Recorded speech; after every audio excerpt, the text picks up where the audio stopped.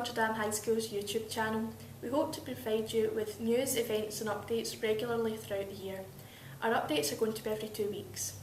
Firstly, our S2 geographers visited Drumpellier Park and Amazonia yesterday. A great time was had by all. At the moment, our senior and junior choirs and concert bands are rehearsing for our senior awards ceremony, which takes place on Thursday night. And lastly, in this instalment, our book club have interviewed both the head boy, head girl, our head teacher and also the deputy head boy on their views on books. Thank you for watching and check back in 2 weeks for more news from Notre Dame. Project Club. I am Josephine, this is Molly, this is Sky, and that's Andrew. We meet every Thursday and Friday lunchtime and after schools on Thursdays to talk about books and to plan book-related projects. We are here today to interview our head teacher, Mr. McGovern, along with the head boy, Anthony, head girl, Rebecca, deputy head boy, Kieran.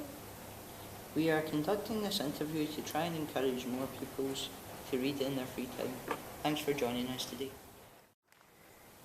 Could you tell us what your favourite book of all time is? It's actually a very difficult question because, as we all know, it changes as time goes by. The book that I've read most often is Lord of the Rings. I've read that about half a dozen times, and I think everyone would understand why that would be one of my favourites. But of recent times, the book that I really enjoyed most, just in terms of the way it was written, the story, the characterisation, was On Chesil Beach by Ian McEwan, which I thought was an absolutely stunning piece of writing. And one of those books that really affects you and really the emotion comes out. And when you get to the end of that book, as was the case in his other book, Atonement, I got to the end of Atonement and the last few pages of it made me really, really angry because it just changed the whole story. So when you get books like that that really impact on you emotionally, those are books that stay with you. So those would be my three, and if I had to pick one of those, I would probably say On Chesil Beach. My favourite book's probably got to be Percy Jackson and the Lightning Thief. I read it when I was younger, but it's still my favourite book and I love it. It's all about the children of gods, and I just like the whole idea of there being children of gods living on Earth and Hercules and all that. I just love it all. I think it's great stuff. Well, my favourite group of books would be personally the Harry Potter books, in particular the Philosopher's Stone. As I said, it's compared to the films, the books themselves I think are just a lot better, a lot more detail. There's a lot more detail in that than the books, in the films, sorry. It's really hard for me to decide because, I don't know, I really love series of books, and probably my favourite series is the Divergent series. And the first book in that's probably my favourite book of all time. If you could be your favourite book's character for a day, what would it be? I'm reading a book just now from the Covenant series, it's called, and the main character in that, Alex, she's got all these amazing powers, and she's basically one of the most powerful people on earth, so pretty cool to be her.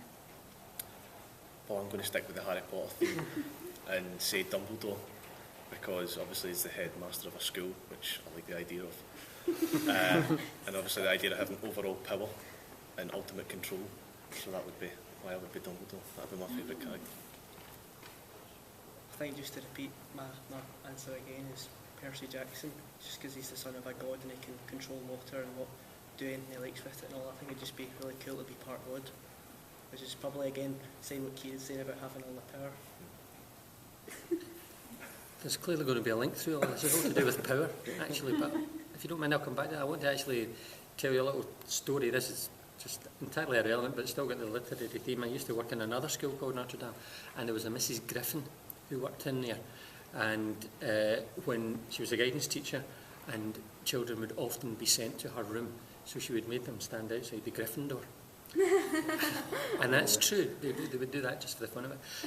The actual answer to my question, my favourite character, I don't know if anyone's ever read any of the Discworld series by Terry Pratchett. We've been talking a lot about the series of books. There's 20 odd books in the series, and all very, very funny and set in a parallel universe. But one of the characters is called Lord Ventinari, and he's really particularly evil, but it's all about power. He's the person that's in charge, and he's the person that, through his manipulation and through the way that he controls people and they don't know what's happening, he ends up always getting what he wants. So I really base my management style around what he does. What is the worst book you've ever read? Kira might jump across the table, but the worst book I've ever read is Harry Potter. I read the first 5 pages of it and just couldn't stand it and stopped reading it.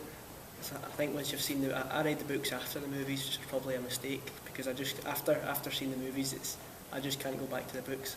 The movies are too real for me.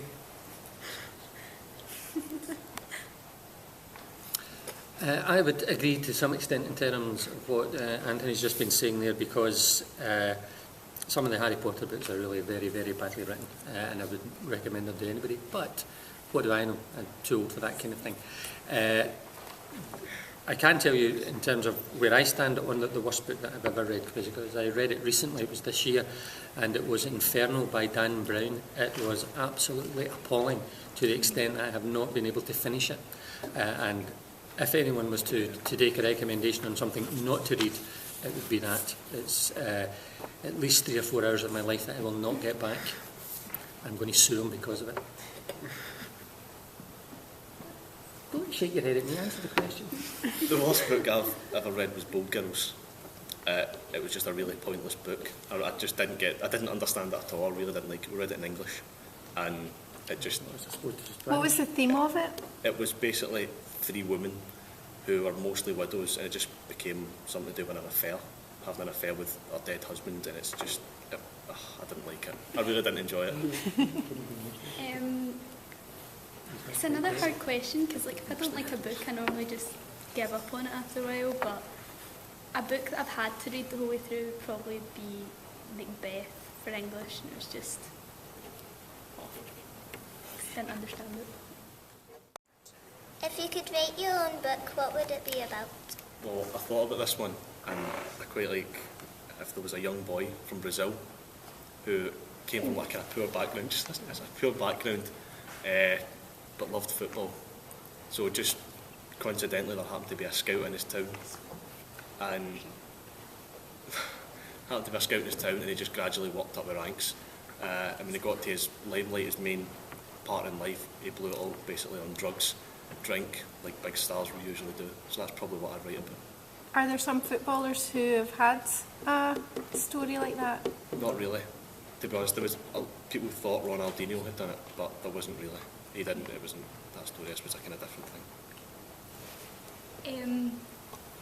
I don't have a specific theme of the book, but I always love books that kind of create their own world, like dystopian films and books and stuff like that. So just if I was to write something, I'd love to be able to do that and create my own world and just get my imagination out in it.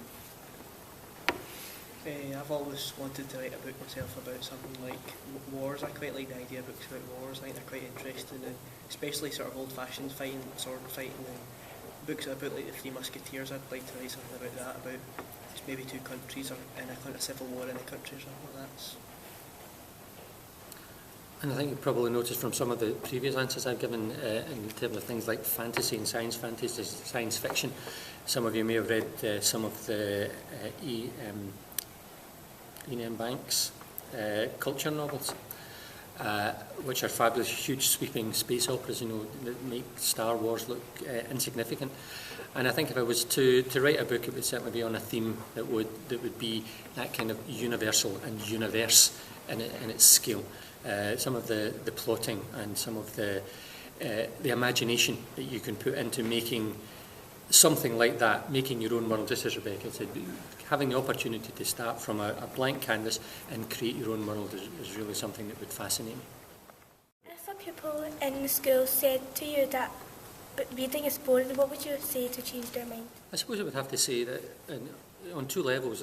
I might not necessarily be surprised if one of our students came along and said that they found reading boring, but I would be disappointed if that was the case, not least because of the opportunities that young people get through their primary school as they move into secondary school, and encouraged not only to use their imagination but to see the wonderful facilities we've got here to allow people to read.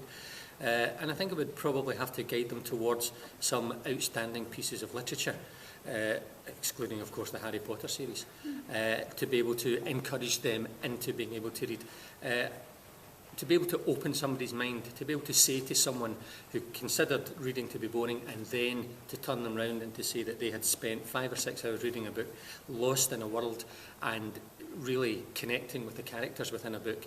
There is nothing better than reading a book, and I would really have to make sure that any student who felt that way was given the opportunity to change their mind or find another school to go to.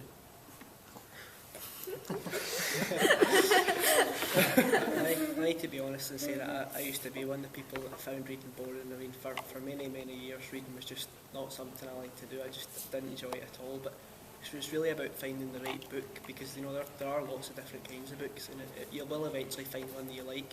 And as soon as you find a book that you really like and you really get into, that'll lead you on to more books that are similar to that, and before you know it, you will really start enjoying reading. That's what I did. Well, I kind of disagree with people who say that reading's boring, because I think obviously it's a crucial part of our learning. It kind of builds up your vocabulary and just you learn a lot of new things. That's what I say something else. Aye, there's obviously, I think there's a book for everyone. There's just obviously people don't bother looking in the right places. So as I said, there is a book for everyone. You just need to take your time to look for one. I just think that a lot of people haven't really gave it a shot. Like, they just, in English and things, like, you're obviously, the books aren't there for your entertainment, they're for studying, so they think that that's what books are, but they haven't really given that a chance to find, like, what everyone else is saying in the book that kind of suits them, so just what everyone else is saying. What book are you reading at the moment? Just now I'm reading a book from the Covenant series. I'm on the 5th book, and I'm completely obsessed with them. I've just read them one after another, so. I'm reading Johnny's End by R.C. Sheriff, which takes place in trenches during World War II.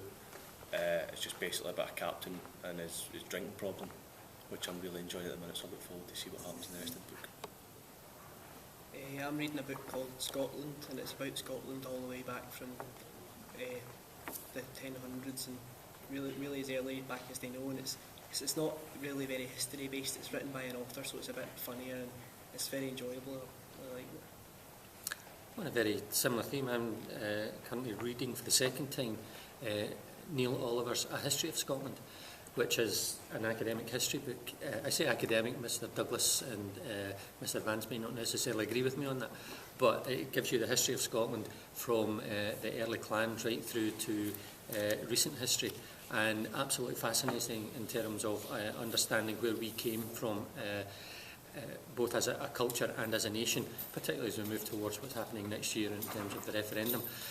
It's a very easy to read book, but full of facts that I wasn't aware of, and particularly interested in aspects of the medieval times when the cruelty just happened to be an everyday part of life, and it's astonishing that during those times how cruel people could be to each other, particularly in the name of what they would have called their nation. So I would certainly recommend that to anyone to read. What are your opinions on ebooks? I personally disagree with ebooks because I think they're just really annoying. I don't think you can beat just a real hardback book flicking through pages, and I think that's part of reading. Instead of just this pointless electric thing that's just, I don't know, I don't like them. I don't agree with them at all. I'd rather just have a proper book that I can happily read. I disagree. I'm completely pro ebooks, like, because I got one for my birthday last year, and I didn't, like, I'm not going to lie when I say I didn't want one, but then as soon as you kind of get into it and you get used to it, because it does take a while to get used to, but once you do, it's a lot easier, and the fact that you can just go on, say, Amazon or something and just get a book straight away, it's so much easier. And I don't agree with the Kindle Fire where you can do everything when it's basically a tablet, but when it comes to just a Kindle, when it is just a book and you can get all of them in one place, it's neat, it's easy, you don't have books everywhere, it's so much better. I have a Kindle Fire. But given the choice, I would not go with an e-book. I can see the appeal of the convenience, the neatness. When you're going on holiday, you can take as many books as you like with you. Refer back to a previous question about encouraging people to read. You know, anything that we can use to encourage people to read, and if that meant through an electronic medium doing that, then yes, okay. You know, I don't suppose we could ever say there's anything that would be bad about reading a book that way. But the actual feel, the texture, the experience of reading a proper book can't be matched, and certainly not matched by a cold piece of plastic. I'm neutral on the topic. I don't have an e-book personally. I do prefer just reading out a normal book, but I can appreciate how practical they are if you want to take lots of books about, or if you're going on holiday, it can be really helpful. I do know a lot of people who really do enjoy having the book. It makes it really easy for them to read as many books when they really love reading. But I personally do just prefer paper books.